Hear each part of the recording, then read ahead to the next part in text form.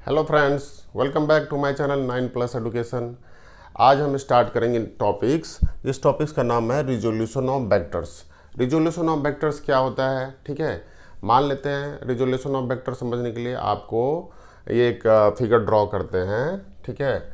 मान लेते हैं कि ये एक्स एक्सिस है और ये वाई एक्सिस है, करेक्ट। वाई एक्सिस है। मान लेते कोई वेक्टर है, ठीक है। कोई वेक्टर है, कोई वेक्टर ए है, ठीक है। ये वेक्टर जो है एक्स एक्सिस के साथ अल्फा एंगल बना रहा है और वाई एक्सिस के साथ बीटा एंगल बना रहा है, ठीक है। तो इसको हम लिखते हैं ओ और इसको परपेंडिकुलर इस पर ड्रॉ कर देते हैं। इसको लिखते हैं ए और यहाँ से इसको मिला देते हैं, ठीक है। इसको लिखते हैं बी, ठीक है। तो अभी हमें देखना है कि इसका ए का कैसे रिजोल्यूशन करते हैं। और ओ ए एक्सिस में इसका जो यूनिट वेक्टर है आई है और एक्स एक्सिस में, और वाई एक्सिस में इसका यूनिट वेक्टर क्या है, जे है, ठीक है। तो सबसे पहले चीज हम देखते हैं कि ओ ए इज इक्वल टू क्या होगा। ओ ए इज इक्वल टू क्या होगा, अगर ये एक यूनिट वेक्टर है, आई एन जे एक यूनिट वेक्टर है करस्पॉन्डिंगली एक्स और वाई एक्सिस में, तो इस पर हम डिसाइड चेक करते हैं कैसे क्या होगा, ठीक है। तो let A is a vector which makes alpha angle with x axis and beta angle with y axis, ठीक है। मान लेते हैं कि एक ये वेक्टर है। तो ट्राइंगल ऑफ एडिशन यानी वेक्टर एडिशन से हम क्या जानते हैं कि ओ, इसको हम लिखते हैं सी, लिख लेते हैं, ठीक है। तो ओ सी इज इक्वल टू क्या होगा, जो कि वेक्टर ए है, O C is equal to क्या होगा, ओ ए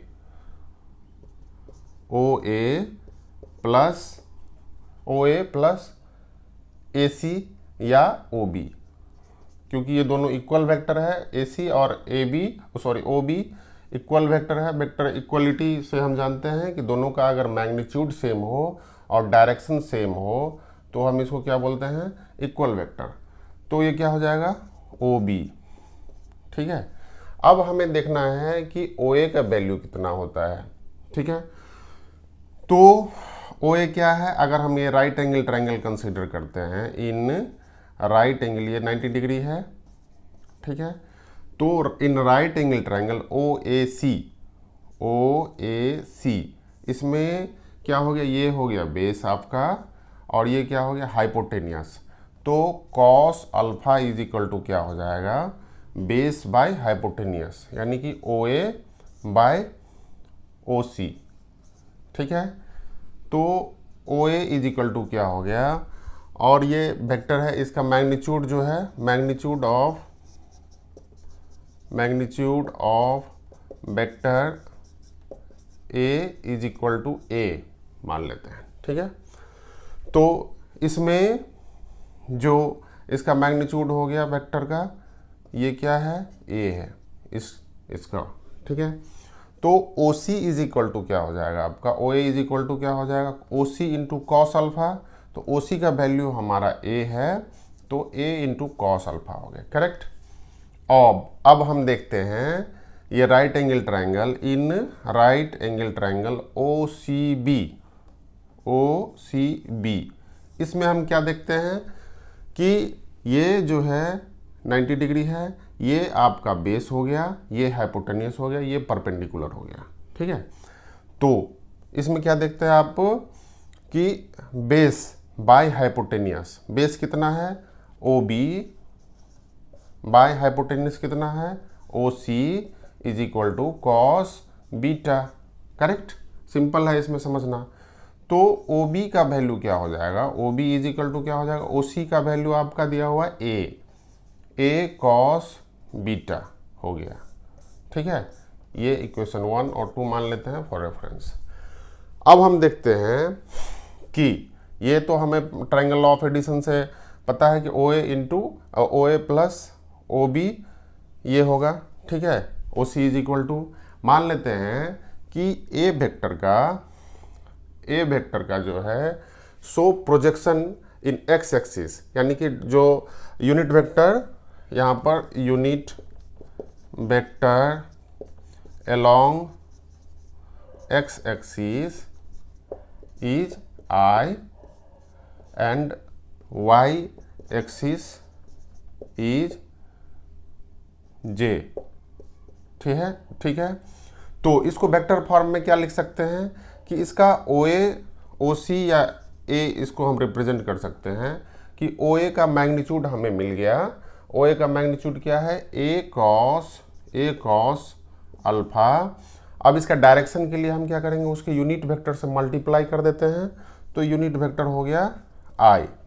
ठीक है, प्लस इसका ओ बी का मैग्नीट्यूड कितना हो गया, ओ बी का मैग्नीट्यूड हो गया ए कॉस बीटा, और इसका डायरेक्शन क्या हो जाएगा, जे यूनिट वेक्टर से। तो ये आपका रिजोल्यूशन ऑफ वेक्टर हो गया। अगर कोई वेक्टर ए है जो कि एक्स एक्सिस के साथ अल्फा एंगल बना रहा है, वाई एक्सिस के साथ बीटा एंगल बना रहा है, तो उसका रिजोल्यूशन क्या होगा, उस वेक्टर को हम इस फॉर्मेट में राइट डाउन कर सकते हैं। लेकिन यहाँ पर क्या है कि अल्फा जो वेक्टर ए है वो दो एक्सिस में है। सपोज अगर कोई वेक्टर ए जो है तो दो प्लेन के बदला एक्स वाई प्लेन के बदला X Y Z three dimension में हो, है ना, तो उसको हम कैसे लिख सकते हैं, अगर मान लेते हैं कि इफ, है ना, vector A is in all three dimension X Y Z तीनों डायमेंशन में होगा, और यूनिट वेक्टर जो है unit vector along Z axis जो है सो हम के मानते हैं। तो क्या होगा, इस वेक्टर को हम लिख सकते हैं A is equal to A cos alpha, और इसका एंगल जो है सो मान लेते हैं गामा है ना, अल्फा बीटा और गामा मान लेते हैं। ठीक है, तो इसका क्या हो जाएगा, ए कॉस अल्फा आई प्लस ए कॉस बीटा जे प्लस ए कॉस गामा के। ये थ्री डायमेंशन में इसको हम रिप्रेजेंट कर सकते हैं।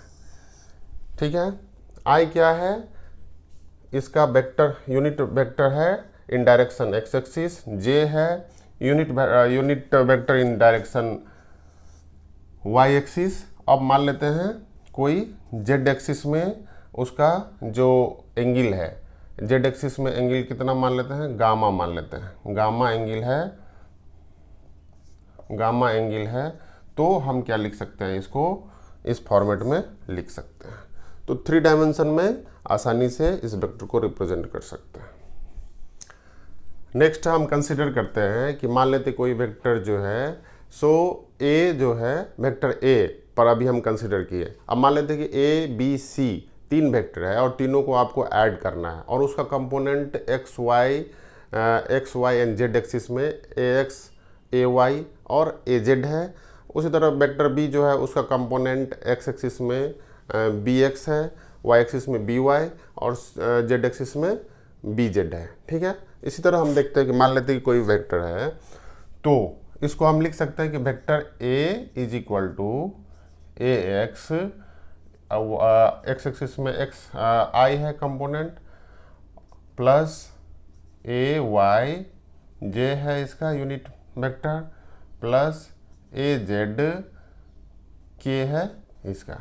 ठीक है, इसी तरह वेक्टर बी जो है उसको हम लिख सकते हैं बी एक्स आई कंपोनेंट, बी वाई जे कंपोनेंट और बी जेड के इसका यूनिट वेक्टर है, ठीक है।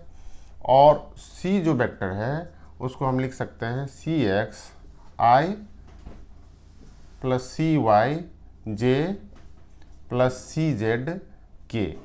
ये मान लेते हैं कि ए बी सी 3 वेक्टर है, ए बी सी, और इसका मैग्नीट्यूड जो है एक्स एक्सिस में ए एक्स ए वाई और ए जेड है respectively X Y Z axis में। इसी तरह बी सी का भी उसी तरह है, ठीक है। तो इसका हम सम करेंगे, एडिशन करेंगे, तो ए प्लस बी प्लस सी, ये तीनों वेक्टर को अगर आप ऐड करते हैं तो क्या हो जाएगा, A X plus B X plus C X, और ये तीनों का आई एक्सिस एक्स एक्सिस में कंपोनेंट आई या यूनिट वेक्टर आई से मल्टीप्लाई करना पड़ेगा। इसी तरह A Y plus B Y plus C Y into J हो गया, plus A Z plus B Z plus C Z K हो गया। तो इस वेक्टर को आप ऐसे, इसका सम जो होगा इस तरह से होगा, रिप्रेजेंट कर सकते हैं, ठीक है।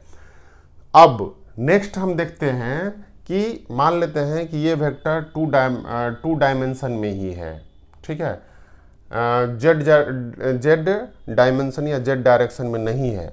If A B C are in X Y plane only, X Y plane, मान लेते हैं कि एक्स वाई प्लेन में, तो क्या होगा, ये के वाला जो कंपोनेंट है ये क्या हो जाएगा, 0 हो जाएगा, क्योंकि के का कोई वैल्यू नहीं है। मान लेते ये एक्स वाई एक्स और ये वाई डायरेक्शन में है, ठीक है।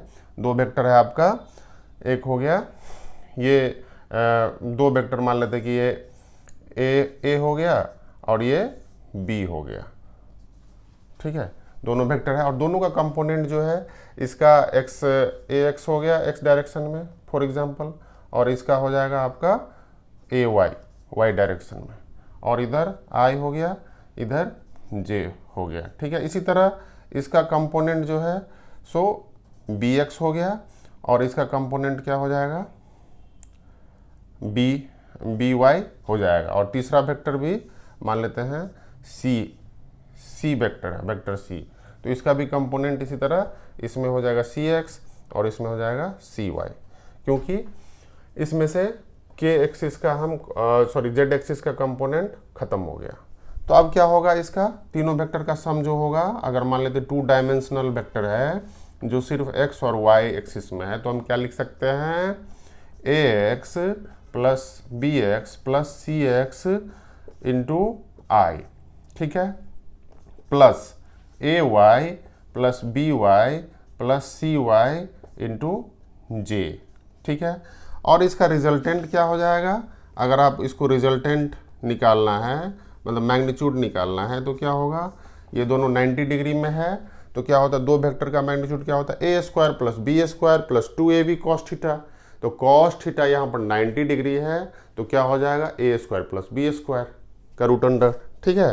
तो यहाँ पर हो जाएगा आपका A X plus B X plus C X का whole square plus A Y plus B Y plus C Y का होल स्क्वायर। क्योंकि आप देख रहे हैं कि दोनों वेक्टर जो है, दोनों का कंपोनेंट जो है उसके बीच का एंगल कॉस 90 डिग्री है, यानी कि परपेंडिकुलर टू ईच अदर है, इसलिए उसका वैल्यू 0 हो जाएगा। तो हम ऐसे नॉर्मल क्या लिखते हैं, वेक्टर ए और बी का मैग्नीट्यूड अगर निकालना होता है तो बेसिकली हम पढ़ चुके हैं, A square plus B square plus 2ab cos theta लिखते हैं, where theta is the angle between vector A and B है, ठीक है। यहाँ पर जो है सो एक इम्पोर्टेंट टॉपिक से आपको समझना है कि ये जो वेक्टर का है ये ए एक्स है और ये ए वाई है, ठीक है। ए एक्स और ए वाई के बीच का जो एंगल होगा always theta is equal to क्या होगा, 90 डिग्री होगा। जब theta is equal to 90 degree होगा तो cos 90 degree is equal to क्या हो जाएगा, 0 हो जाएगा, करेक्ट। तो इसीलिए इसका मैग्नीट्यूड जो हो गया ये हो गया। अब अब डायरेक्शन अगर आपको निकालना है, मान लेते हैं कि 10 अल्फा एंगल बनाता है रिजल्टेंट के साथ, जो इसका रिजल्टेंट होगा ये ABC वेक्टर होगा, तो 10 अल्फा इज इक्वल टू क्या हो जाएगा, 10 अल्फा इज इक्वल टू हो जाएगा AY plus BY plus CY by AX plus BX plus CX। ठीक है, तो इस तरह से हमने अभी पहले जो पहले निकाला था, अगर दो वेक्टर का सम और उसका रिजल्टेंट, अभी 3 वेक्टर्स अगर होगा तो तीनों को अगर आपको सम करना पड़ेगा तो उसको हम इस तरह से निकाल सकते हैं। ठीक है, और उसका एंगल जो होगा 10 अल्फा, अल्फा जो है, so here alpha is the angle between, alpha क्या है, alpha is angle between resultant and x axis. Always x axis के साथ ही एंगल होगा रिजल्टेंट का, तो ये वैल्यू आप आसानी से निकाल सकते हैं। ठीक है, तो नेक्स्ट टॉपिक है हमारा डॉट प्रोडक्ट और scalar product of two vectors. तो डॉट प्रोडक्ट या scalar product of two vectors निकालने के लिए सबसे पहले हम देखते हैं कि मान लेते हैं कि वेक्टर A और वेक्टर B, ये वेक्टर B है। ठीक है, इस दोनों के बीच का एंगल है थीटा। क्या एंगल है, थीटा। तो हम dot product of two vector को लिख सकते हैं A dot B is equal to, इसका मैग्नीट्यूड होगा AB कॉस थीटा। इसका वैल्यू क्या हो जाएगा, AB कॉस थीटा। ठीक है, तो इसमें क्या है कि अगर हम दो वेक्टर अगर परपेंडिकुलर हो जाता है, 90 डिग्री बन जाता है, उस दोनों के बीच का एंगल अगर 90 डिग्री हो गया तो क्या हो जाएगा, dot product of two vector A dot B is equal to क्या हो जाएगा, 0। क्यों, क्योंकि cos 90 डिग्री का वैल्यू क्या होता है, 0 होता है। ठीक है, अब हम देखते हैं, है ना, distributive and commutative law. Distributive and commutative law, commutative law of two vector A and B। ठीक है, इस दोनों का देखते क्या होता है। तो कम्यूटेटिव लॉ में क्या होता है कि A dot B is equal to क्या होगा, B डॉट A, उसका सीक्वेंस चेंज हो जाएगा, इंटरचेंज हो जाएगा। ठीक है, अब नेक्स्ट हम देखते हैं डिस्ट्रीब्यूटिव लॉ। डिस्ट्रीब्यूटिव में क्या है, मान लेते हैं कि A dot B plus C अगर कोई वेक्टर, 3 वेक्टर है, तो इसको हम लिख सकते हैं A B plus A vector C। ठीक है, तो अभी हम dot product of two vectors देखे हैं नॉर्मल स्टेट में। A dot B where A and B are the magnitude of two vectors and theta is the angle between two, then उसका क्या प्रोडक्ट होगा, अगर 2 वेक्टर होगा तो AB cos थीटा। राइट, अभी हम नेक्स्ट देखते हैं कि dot product of two along its coordinate axis, है ना, dot product of two vectors along its coordinate axis। मतलब कि मान लेते हैं कि 2 वेक्टर्स हैं A और B, let two vectors A and B, 2 vectors है जो इस तरह से है, A इज इक्वल टू होगा AX unit I plus AY J plus AZ K। मान लेते हैं कि where I J and K are unit vector. क्या है, unit vectors along x y and z axis. मान लेते हैं कि वेक्टर A है जो उसका x कंपोनेंट, x एक्सिस में जो कंपोनेंट है AX है, y एक्सिस में कंपोनेंट AY है, और z एक्सिस में कंपोनेंट जो है सो AZ है। तीन कंपोनेंट है कोई भी वेक्टर का अगर 3 डायमेंशनल है तो। ठीक है, मान लेते हैं उसका vector B is equal to BX I plus B Y J plus B Z K, ये दो वेक्टर है। अब हम देखते हैं कि इसका डॉट प्रोडक्ट क्या होगा। तो इसके लिए क्या करेंगे हम, ए डॉट बी इसको हम करते हैं, ठीक है। तो आप देखे होंगे कि इसको हम कैसे लिख सकते हैं, ए डॉट बी दोनों को मल्टीप्लाई करते हैं। तो इसको हम लिख सकते हैं ए एक्स आई, पहले तो A Y J plus A Z के, ठीक है, डॉट बी एक्स आई plus B Y J plus B Z के, करेक्ट, ये हो गया। अब हम इसको जैसे सिंपल लॉ ऑफ अलजेब्रा के अनुसार से हम इसको मल्टीप्लाई करते हैं ईच प्रोडक्ट। तो इससे ए एक्स से मल्टीप्लाई करते हैं पूरे टर्म को, तो क्या हो गया, ए एक्स बी एक्स और ये हो गया आई इंटू आई, ये इंपॉर्टेंट है हमारा, ठीक है। फिर क्या हो जाएगा, A X B Y I into J हो गया। फिर क्या हो जाएगा, A X B Z I into K हो जाएगा, ठीक है। हम एक से इसको बारी बारी से मल्टीप्लाई किए। अब हमारा नेक्स्ट टर्म है ए वाई से आप इस तीनों को बारी बारी से मल्टीप्लाई करते हैं, ठीक है। तो ए वाई क्या हो जाएगा, ए वाई बी एक्स और ये हो जाएगा जे डॉट आई, क्लियर।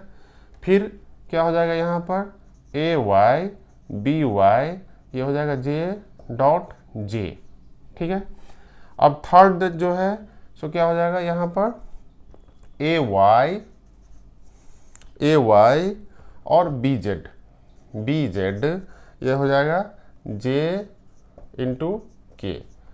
अब नेक्स्ट टर्म हमारा बच गया ये वाली ए जेड वाली टर्म, इससे हम तीनों को मल्टीप्लाई करते हैं। तो क्या हो जाएगा, ए जेड बी एक्स क्या के इंटू आई, फिर ए जेड बी वाई के इंटू क्या हो जाएगा, जे plus A Z B Z के इंटू के। अब इसका एग्जैक्ट वैल्यू निकालने के लिए हम क्या देखते हैं कि मान लेते हैं कि dot product of two vector, जैसे ए और बी का डॉट प्रोडक्ट है, अगर उसका मैग्नीट्यूड ए है और बी है और रिस्पेक्टिवली उसके बीच में एंगल थीटा है, तो हम लिखते हैं ए बी कॉस थीटा, इसको मैग्नीट्यूड टर्म में, राइट। अभी हमें देखना है कि मान लेते हैं कि दो वेक्टर्स, ये इसको कैसे ऑपरेशन करेंगे। तो आई और आई इस दोनों के बीच का क्या होगा मैग्नीट्यूड, ये जो सेम वेक्टर हो गया तो इसके बीच का मैग्नीट्यूड क्या हो जाएगा आपका, ये 0 डिग्री एंगल, यानी कि एंगल जो होगा थीटा इज इक्वल टू हो जाएगा 0 क्यों होगा, क्योंकि वो सेम डायरेक्शन में है। जब हम दो यूनिट वेक्टर को सेम डायरेक्शन में मल्टीप्लाई करते हैं, डॉट प्रोडक्ट करते हैं, तो उसके बीच का एंगल अगर थीटा इज इक्वल टू क्या हो जाएगा, 0 हो जाएगा। और अगर दो वेक्टर परपेंडिकुलर होता है, अगर मान लेते हैं दो वेक्टर आई और जे, ये क्या है, परपेंडिकुलर है, तो इसके बीच का एंगल क्या होगा, 90 डिग्री। इसी तरह जो है जो थर्ड वेक्टर है वो भी y और x एक्सिस से क्या हो गया, x y, ये z एक्सिस है, ये ऊपर की तरफ है, इसका मतलब ये ऐसे, ठीक है। तो ये दोनों x y एक्सिस से भी इसका एंगल क्या होगा, 90 डिग्री होगा। तो इससे हम कंक्लूजन क्या करते हैं कि I और J का मतलब क्या हो गया, I J cos 90 degree, correct. ये क्या हो जाएगा, I J cos 90 degree is equal to 0 हो जाएगा। इसी तरह I डॉट K, ये भी आपका एंगल 90 डिग्री हो जाएगा तो वैल्यू 0। इसी तरह J डॉट K क्या हो जाएगा, इसका वैल्यू 0 हो जाएगा। लेकिन अगर दो वेक्टर सेम डायरेक्शन में है, for example I dot I, तो इसके बीच का एंगल क्या होगा, 0 डिग्री होगा, तो इसका 0 डिग्री का वैल्यू होता है 1, तो ये 1 हो जाएगा। दोनों का मैग्नीट्यूड भी 1 है तो ये 1 हो जाएगा। J डॉट J, ये क्या हो जाएगा, इसका भी मैग्नीट्यूड 1 हो जाएगा, और K डॉट K, इसका भी मैग्नीट्यूड 1 हो जाएगा। तो इसमें हम जो ये वैल्यूज़ है वो पुट करते हैं तो क्या देखेंगे, हमारे पास रह जाएगा ax bx प्लस ये टर्म 0 हो जाएगा, ये टर्म 0 हो जाएगा, ये टर्म 0, ये टर्म 0 और सॉरी ये टर्म रह जाएगा और ये टर्म 0 हो जाएगा। तो फिर ay प्लस by बच गया और ये टर्म 0, ये भी 0 हो जाएगा और ये बच गया। तो आपका ये 3 बच गए, बाकी सारे टर्म क्या हो गए 0, az bz। तो dot product of two vector जिसका कि x y और z एक्सिस में तीनों में उसका वैल्यू ax bx हो, ax bx और ay by और az bz हो, तो इसको हम इस तरह से रिप्रेजेंट कर सकते हैं। इसको आसानी से हम इसका वैल्यू ये हो जाएगा। ठीक है, इसमें जो समझने वाली बात है, जो आई आई जे जे के ये जो है सो तीनों सेम डायरेक्शन में हुआ तो इसके बीच का एंगल क्या हो गया 0। लेकिन अगर ये क्रॉस मतलब कि ये परपेंडिकुलर है एक दूसरे का तो उसके बीच का एंगल हो जाएगा थीटा इजिकल टू 90 डिग्री। तो cos 90 का वैल्यू क्या होता है 0, तो वो खत्म हो जाएगा। ठीक है, फिनिश। तो इसीलिए इसका वैल्यू रिजल्टेंट वैल्यू ये हो गया। तो अभी जो हम नेक्स्ट टॉपिक्स पढ़ेंगे वो है cross product of two vectors. ठीक है, तो cross product of two vector, the cross product of two vectors, vector A and B is denoted by, इसको हम कैसे डिनोट करते हैं, denoted by A cross B. ठीक है, and it is itself a vector quantity. Cross product of two vector क्या होगा, vector होगा और उसका मैग्नीट्यूड क्या होगा, इसका मैग्नीट्यूड जो होगा ए क्रॉस बी का मैग्नीट्यूड क्या होगा ए बी साइन थीटा। ठीक है, वेयर ए और बी जो है सो उसका मैग्नीट्यूड वैल्यू है। मान लेते दो वेक्टर है, ये है ए वेक्टर और ये है वेक्टर बी, वेक्टर बी। ठीक है, इसके बीच का एंगल जो एक्यूट एंगल है वो थीटा है, ऑब्ट्यूज एंगल जो है 180 डिग्री माइनस थीटा हो जाएगा। ठीक है, तो इसका क्रॉस प्रोडक्ट अगर आपको निकालना होगा तो आपको क्या चाहिए, एक तो इसका मैग्नीट्यूड निकालना होगा, दूसरा इसका डायरेक्शन निकालना पड़ेगा। तो मैग्नीट्यूड निकालने के लिए क्या करेंगे आप, मैग्नीट्यूड निकालने के लिए उसका ए का मैग्नीट्यूड प्लस बी का मैग्नीट्यूड इनटू मल्टीप्लाई करेंगे और थीटा एंगल आपको पता होना चाहिए कि उस दोनों वेक्टर के बीच का एंगल क्या है। तो मान लेते हैं एंगल थीटा है, तो ये हो जाएगा आपका magnitude of cross product, magnitude हो गया। ठीक है, अब इसका डायरेक्शन कैसे निकालेंगे, ये हमारे लिए बहुत इंपॉर्टेंट है कि इसका डायरेक्शन कैसे निकालेंगे। मान लेते हैं कि कोई वेक्टर्स ए है और ये वेक्टर बी है। ठीक है, ठीक है, तो इसका क्रॉस प्रोडक्ट करते हैं ए क्रॉस बी। तो ये राइट हैंड थंब रूल जो होते हैं उसी के अकॉर्डिंगली ये काम होता है। जैसे आप देखिए फिंगर करेंगे तो राइट हैंड थंब रूल का मतलब क्या हुआ कि ऐसे। ठीक है, तो ये जो जा रहा है ऐसे जा रहा है। ठीक है, यानी कि ए टू बी राइट डायरेक्शन में जा रहा है और इसका जो डायरेक्शन होगा राइट हैंड थंब रूल के अनुसार वो थंब के अकॉर्डिंगली होगा। थंब का मतलब क्या हो गया ऐसे, यानी कि परपेंडिकुलर टू इसके परपेंडिकुलर होगा अपवर्ड डायरेक्शन में। ठीक है, तो ए क्रॉस बी का जो डायरेक्शन होगा, डायरेक्शन क्या होगा अकॉर्डिंग टू थंब रूल समझना बहुत ही जरूरी है। अब ए क्रॉस बी और बी क्रॉस ए दोनों का डायरेक्शन सेम है। अब बताइए दोनों का डायरेक्शन सेम है? नहीं, इसलिए क्योंकि ए क्रॉस बी का डायरेक्शन ये अपवर्ड डायरेक्शन में होगा और बी क्रॉस ए जब हम लिखेंगे तो ये क्या हो जाएगा डाउनवर्ड हो जाएगा, क्योंकि बी से ए जा रहे हैं। यहाँ पर क्या होगा बी से जब ए जाएंगे तो ये क्या होगा ये डाउनवर्ड डायरेक्शन में होगा जब रिवर्स जाएंगे। तो इसीलिए हम बोल सकते हैं A cross B is not equal to B cross A। क्या हो जाएगा, लेकिन दोनों का डायरेक्शन क्या है, बिल्कुल अपोजिट है। तो इसको हम लिख सकते हैं A cross B is equal to minus B cross A। ये सही है, ठीक है, क्लियर। अब हम देखते हैं नेक्स्ट कि इसका जो है सो डिस्ट्रीब्यूटिव लॉ, एसोसिएटिव लॉ और कम्यूटेटिव लॉ, तो ये तीनों हम डिस्कस करते हैं।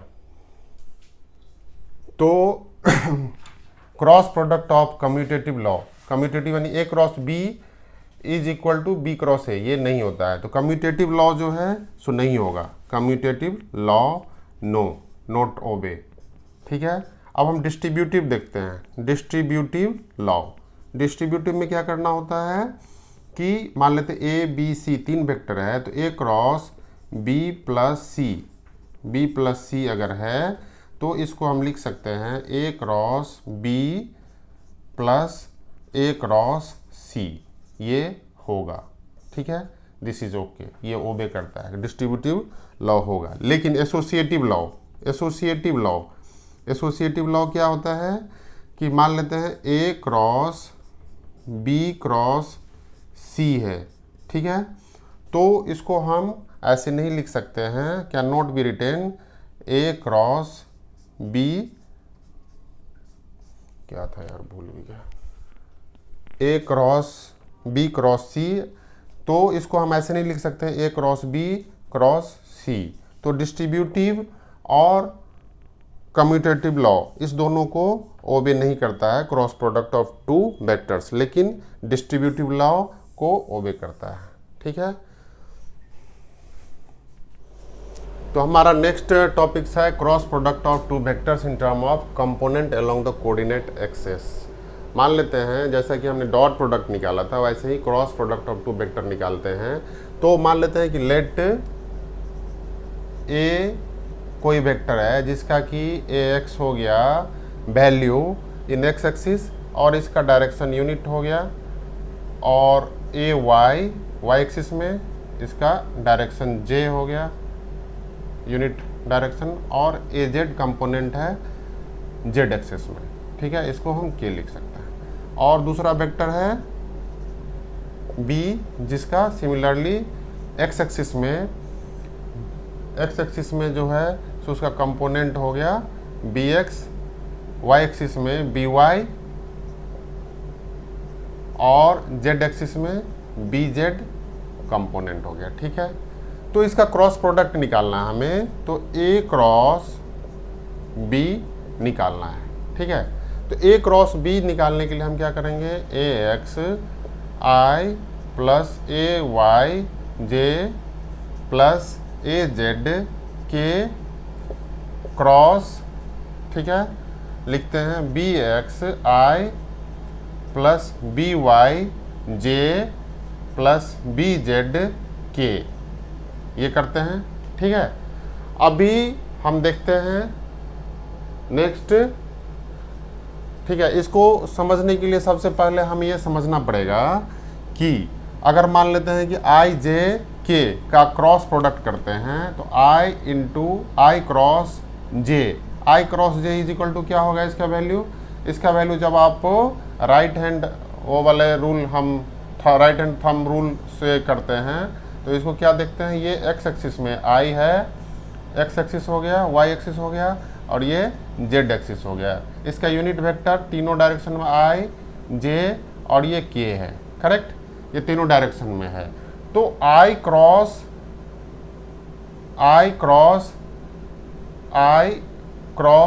j, ये क्या होगा, i से j की तरफ जा रहा है, तो क्या हो जाएगा, ये k हो जाएगा, थंब रूल के अनुसार ये क्या हो जाएगा, k। तो i cross j is equal to क्या होगा, k। अब हम देखते हैं j क्रॉस k, तो j से जब k के बीच में जाता है तो क्या हो जाएगा, इसका हो जाएगा i, ठीक है, j क्रॉस। अब k cross i is equal to क्या हो जाएगा, j।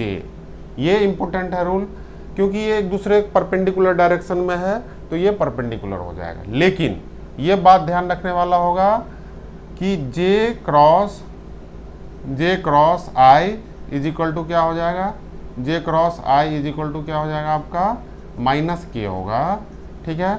और K cross J is equal to क्या हो जाएगा, K cross J is equal to क्या हो जाएगा माइनस आई हो जाएगा।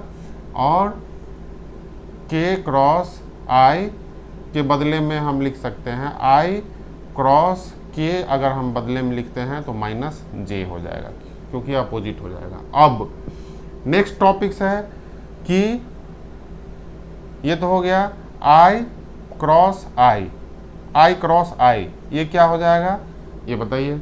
आई क्रॉस आई जो है सो दोनों वेक्टर सेम डायरेक्शन में है तो उसका वैल्यू क्या है 1 यूनिट वेक्टर आई का वैल्यू 1 है और थीटा इज इक्वल टू क्या हो जाएगा 0 डिग्री।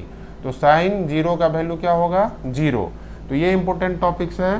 देखिए आई का जो यूनिट वैल्यू होगा वो 1 होगा, जे का यूनिट वैल्यू होगा 1 और थीटा जो है एंगल यहाँ पर 0 हो जाएगा। तो इसीलिए आई क्रॉस आई, जे क्रॉस जे और के क्रॉस के इज इक्वल टू के क्रॉस के इज इक्वल टू क्या हो जाएगा 0 हो जाएगा, ठीक है। अब हम देखते हैं ये वाला सारे आइडियाज़ हमें समझना चाहिए, तब जाके ये इसका cross product of two vectors आसानी से निकाल सकते हैं, ठीक है। तो अब देखते हैं कि क्या होता है यहाँ पर cross product of two vector निकालने के लिए हम क्या करते हैं ax, इससे हम सारे को मल्टीप्लाई करते हैं तो क्या हो जाएगा ax bx और ये हो जाएगा आई क्रॉस आई हो जाएगा, ठीक है। Plus ax into B X, sorry ax into next वाले टर्म को करेंगे ax इंटू बी वाई ये हो जाएगा आई क्रॉस जे, ठीक है। दूसरा टर्म है ax इंटू बी जेड और आई क्रॉस के, ठीक है, आई क्रॉस के हो गया। तो इससे हमने बारी बारी से तीनों में मल्टीप्लाई कर दिया।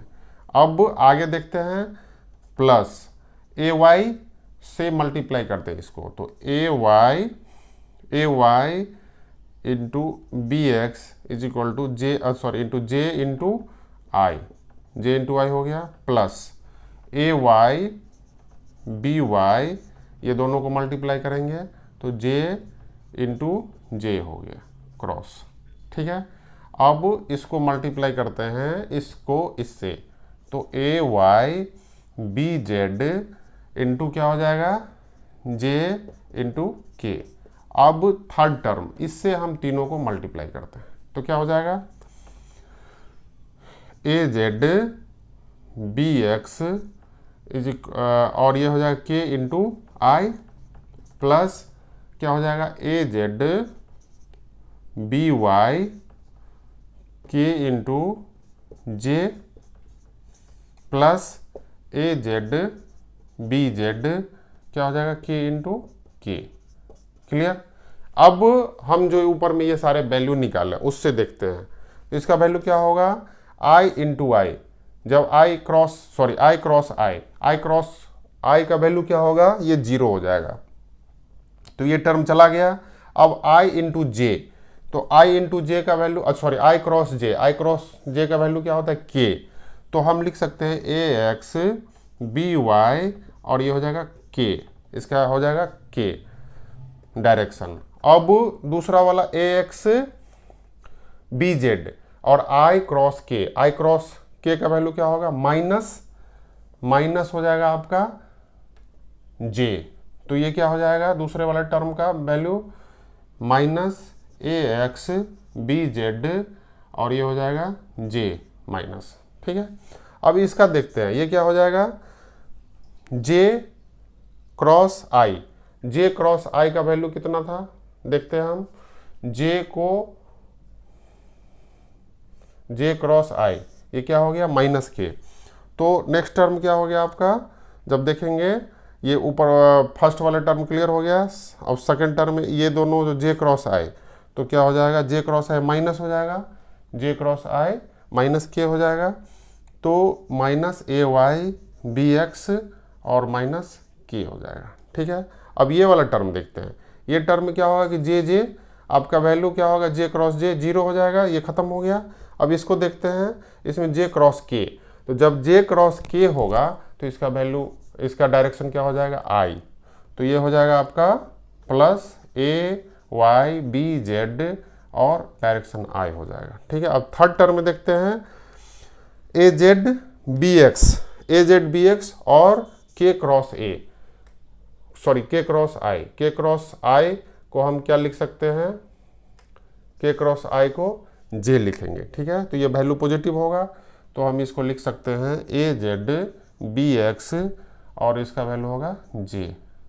अब दूसरा टर्म है कि ए जेड बी वाई और के क्रॉस जे, के क्रॉस जे जो होगा देखते हैं हम, तो K cross J is equal to क्या हो जाएगा, माइनस आई, तो ये हो जाएगा आपका माइनस ए जेड बी वाई आई। ठीक है, और बाकी ये दोनों टर्म, ये टर्म 0 हो जाएगा, इसका वैल्यू 0 हो जाएगा। अभी हम देखते हैं कि इसको एग्जैक्ट वैल्यू कितना लिख सकते हैं। ठीक है, तो देखते हैं कि आई का कंपोनेंट कौन कौन सा। आई का कंपोनेंट हो गया आपका ए वाई बी जेड और माइनस ए जेड बी वाई, माइनस ए जेड बी वाई आई हो गया। ठीक है, अब जे का कंपोनेंट देखते हैं। जे का कंपोनेंट एक हो गया एक्स बी जेड और दूसरा ए जेड बी एक्स, प्लस ये हो जाएगा ए जेड बी एक्स माइनस ए एक्स बी जेड। ठीक है, ये जे का कंपोनेंट हो गया। अब के लिए कौन कौन सा लेटर हो गया, कौन कौन सा टर्म हो गया, ए एक्स बी वाई, ये जो है ए एक्स बी वाई माइनस ए वाई बी एक्स, ये आपका के हो गया। तो इसीलिए ये हो जाएगा cross product of two vector A cross B का वैल्यू ये हो जाएगा। ठीक है, लास्ट टॉपिक है वेक्टर का zero vector. Zero vectors, zero vectors क्या होता है, मान लेते ए और बी दो वेक्टर्स है, ए और बी दो वेक्टर्स हैं। ठीक है, एक ये ए हो गया वेक्टर, ये जीरो सॉरी ओ हो गया ओरिजिन, यहाँ पर मान लेते हैं कि जो ए हो गया और ये बी हो गया, या इधर मान लेते हैं कि पी और ये क्यू हो गया। ठीक है, तो एक वेक्टर है ए और दूसरा वेक्टर है बी। ठीक है, दोनों का अगर मैग्नीट्यूड सेम होता है, मैग्नीट्यूड मान लेते दोनों का सेम है बट डायरेक्शन अपोजिट होते हैं, तो हम क्या लिखते हैं, ए प्लस बी का वैल्यू हो जाएगा 0, तो इसको हम बोलते हैं जीरो। ऐसे जीरो के ऊपर एरो से रिप्रेजेंट करते हैं और इसको बोलते हैं जीरो वेक्टर। जीरो वेक्टर का जो है सो डायरेक्शन जो है सो इसका डायरेक्शन इनडिटर्मिनेंट है, इसको हम डिटर्मिनेंट, इसका डायरेक्शन हम नहीं बता सकते हैं इसका डायरेक्शन क्या है। तो a plus B is equal to 0। अब इसके लिए कुछ रूल्स होते हैं, जैसे a प्लस जीरो वेक्टर क्या होगा, ये हो जाएगा a। अगर जीरो वेक्टर से a को मल्टीप्लाई करते हैं तो क्या हो जाएगा 0। ठीक है, और किसी नंबर से अगर लेमडा कोई नंबर है या कोई कुछ भी नंबर है उससे, जैसे 5 नंबर है, 5 या 6 एनीथिंग, उससे अगर आप जीरो वेक्टर को मल्टीप्लाई करते हैं तो क्या हो जाएगा, उसका प्रोडक्ट 0 हो जाएगा। ठीक है, तो जीरो वेक्टर सिंपल है समझने के लिए, बस ये एक्चुअली जब दो वेक्टर इक्वल मैग्नीट्यूड हो और उसका डायरेक्शन अपोजिट हो तो उसका सम जो है वो जीरो वेक्टर हो जाएगा। ठीक है।